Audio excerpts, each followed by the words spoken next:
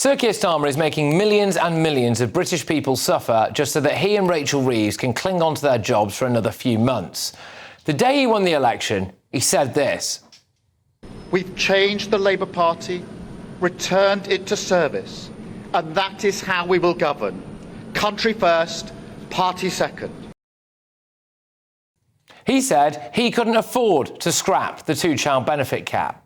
If you have more than 2 children at the moment, you don't get benefits. Would that change under a Labour government? We're not changing that policy. You're not changing the two-child policy of benefits, OK. He knew he needed to cut welfare. That's why he tried to pass the welfare reform bill in June, but Labour MPs revolted. These Dickensian cuts belong to a different era and a different party. It is with a heavy, broken heart that I will be voting against this bill today. This is crazy, man. This is outrageous, man. Starmer U-turned on it. Tanking in the opinion polls, Starmer is now the least popular Prime Minister since records began. Rachel Reeves is now the least popular Chancellor since records began. Labour MPs are openly plotting to oust them both. One even told the BBC he'd give up his own seat for Andy Burnham. Do you know what? If I'm going to sit here and say, country before party, party before personal ambition, then yes, I have to say yes, don't I? You give up your seat for Andy Burnham? I would, yeah.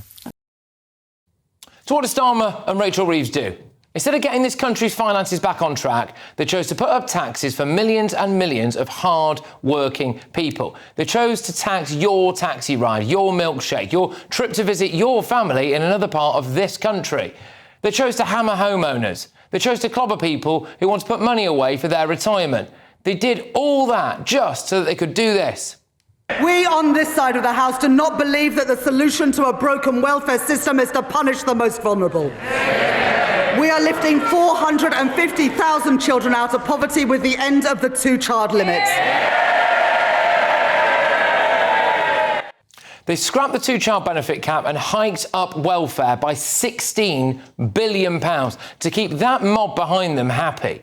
The two-child benefit cap scrap alone will cost us £3 billion and will disproportionately go to Pakistani, Bangladeshi, Somali and Nigerian families. 25,000 more people are now expected to claim it, according to the OBR. Roughly 585,000 families will be able to claim an extra £293 for every single additional child they have, which equates, based on the current estimates, to an extra £3,500 a year. They didn't do this to solve child poverty. Don't listen to them when they say that. They did this to save their own careers until they're given the boot after the May elections, and they're making you pay for it. People on welfare who have more than 2 kids are already getting child benefit for every child, by the way. This is just more free money. Look at who's leaving Britain now.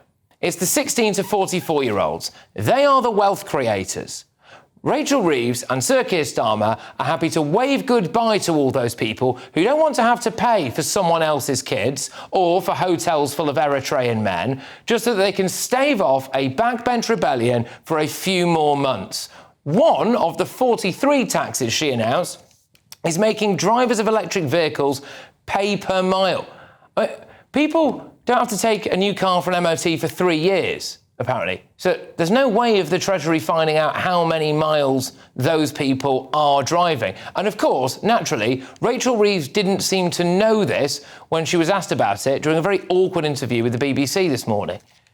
So every year when you have an MOT, the mileage is checked, and that. Sorry, my question was a new car because how many miles you've done. I'm sorry, Chancellor. My question was a new car because I think it's 3 years you don't need an MOT for. So in that period of time, and a lot of electric cars will be bought new, how is that monitored? Well, look, these changes come in 2028, and we've done that for a reason, to give time to make sure that this policy works. She doesn't know. She's got no idea. Sir Keir Starmer is living in an Orwellian dystopian false reality. He claims that people will back his tax hikes. Well, wrong. 80% of business leaders said they feel negatively about the budget, and mark my words, we are going to see more redundancies, more unemployment and higher prices for goods and services. And Starmer and Reeves have done all that just to keep those backbench MPs off their backs for a few more months. It is the most nakedly selfish budget in history. They have ruined people's lives to try to save their own skin. Hello, I'm Bev Turner. Now, it can feel like the money in our bank accounts at the moment does not keep up with the cost of living, and maybe there's a solution. I'm here today with the CEO of TallyMoney, Cameron Parry. Cameron, what is TallyMoney? Well, Bev, with TallyMoney, you get a current account and a debit card, but instead of pounds, you use milligrams of gold as your everyday money. So why gold? Gold traditionally is a great store of value. It has, on average, gone up at over 11% per annum for the last 25 years against the pound. It's tripled in value in the last decade. And in the last 2 years alone, it's increased by 50% against the pound. Banks' savings products just can't compete with that level of growth.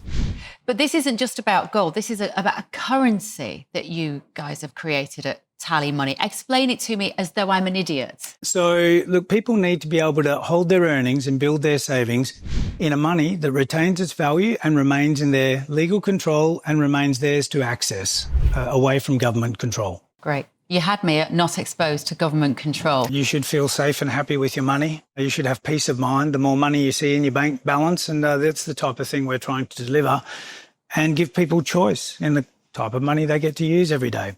Brilliant. Thank you so much, Cameron. Thank you.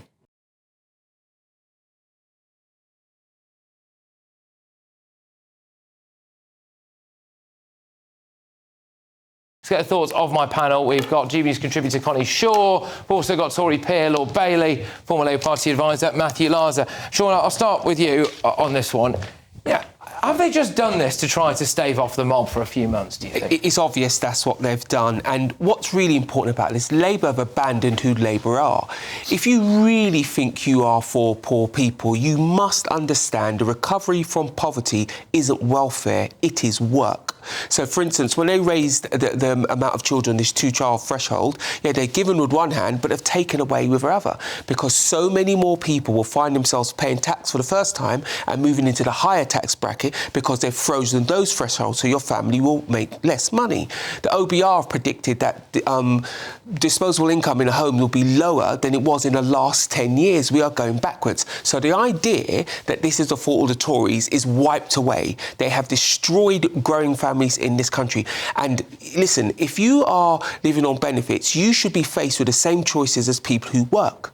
So when you work, you don't have 2 or 3, 4, 5 children because you can't afford that. And before somebody says to you, but most of the people in poverty are already working, well, this is the same government who've guaranteed that 111,000 young people, since they've come to power, are no longer in work. This is a budget that will destroy the future of young people, destroy struggling families and destroy our economy. I saw an article today about a pregnant mum of 4, OK, and she takes home, after benefits, with benefits, £6,150 a month, OK? And that is going to increase now as a result of this. Do you know you'd have to be earning a salary of £135,000 a year to take home that amount of money?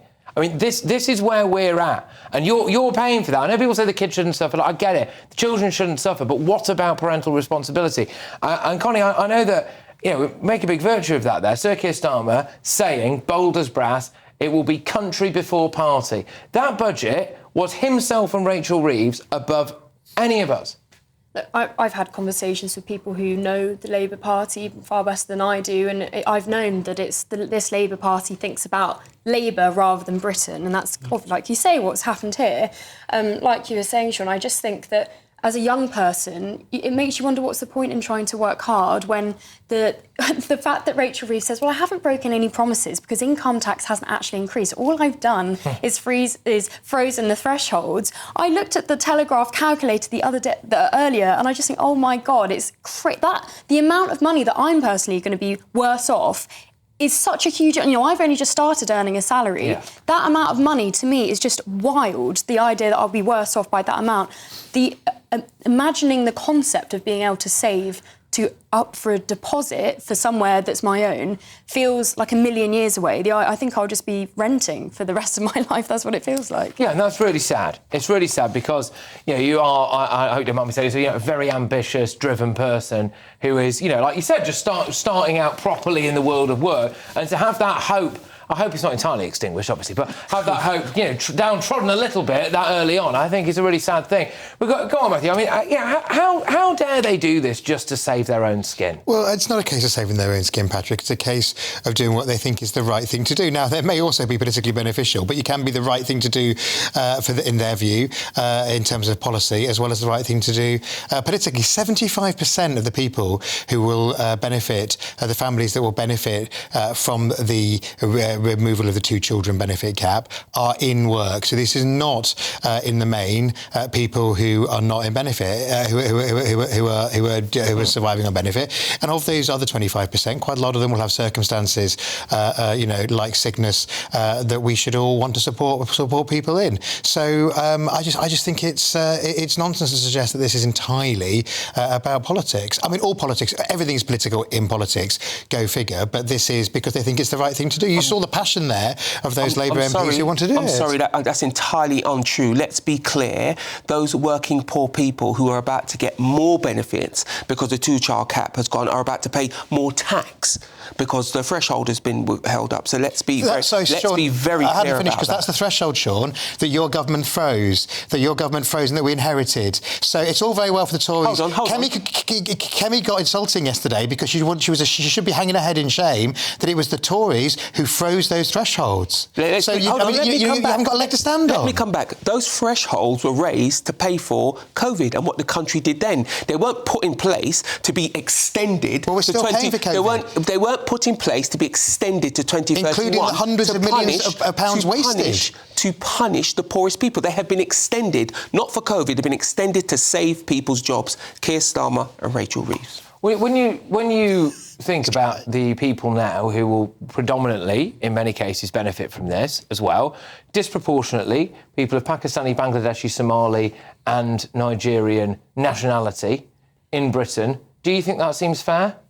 No, and I completely understand why many people in Britain, especially TV News viewers, do not feel that's fair. And I think this whole idea for, left-wing Labour Party MPs think that the idea of having the 2-child benefit cap is the nasty Tory party saying that people should have to choose to have less children.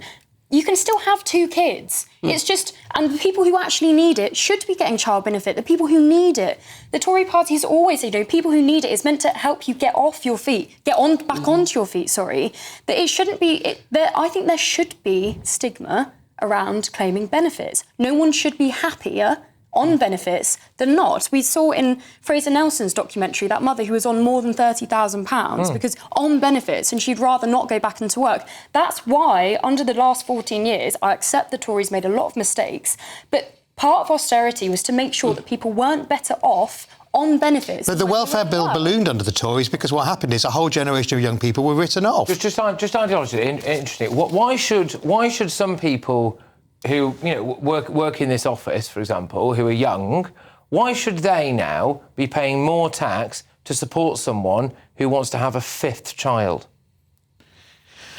Well, it's just somebody who wants to have a 5th child who qualifies for benefits because either they're on a low wage or that family is in need of support. The truth of the matter is, the truth of the matter is, the number of families with 5 children we're talking about is very, very small. And let's remind ourselves that Reform are in favour of lifting the 2-child benefit cap, or at least they have been for a very long time. Well, they're wrong too. Well, I mean, just qualify.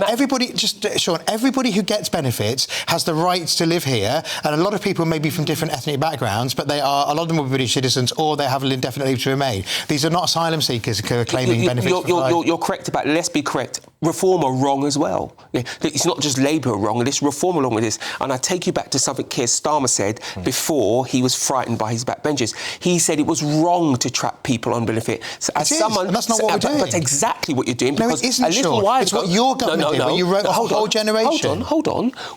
So a few months ago, when your Prime Minister gave a very impassioned speech about why he needs to reduce benefits to get people off because it's wrong, what's happened in those few months? His job is at risk. That's what's happened in those. We are still determined to clear up the mess and the people that you left behind. I'll tell you two things for sure. The economy that they received is in a better condition than the one they've given us now. We gave them almost a record low in unemployment. They have delivered one of the highest points of unemployment we've had. This government is a disaster. All right. Sean, what you actually did is we inherited a lower percentage of the workforce working than any other country after COVID because you didn't get people back to work. Tory failure, we're sorting the mess out. All right, well, look, generally, I think that it feels as though we've been lied to, only because Keir Starmer said one thing up until very recently and then did another. What has changed in that time? Well, he was facing a leadership challenge, wasn't he? And Rachel Reeves was facing being out on her backside as well. And I think, look, at the end of the day, if you want to pay more tax for the sake of Keir Starmer's career, then be my guest. But I'm not sure I do. Anyway, I do want 40 grand in tax-free cash.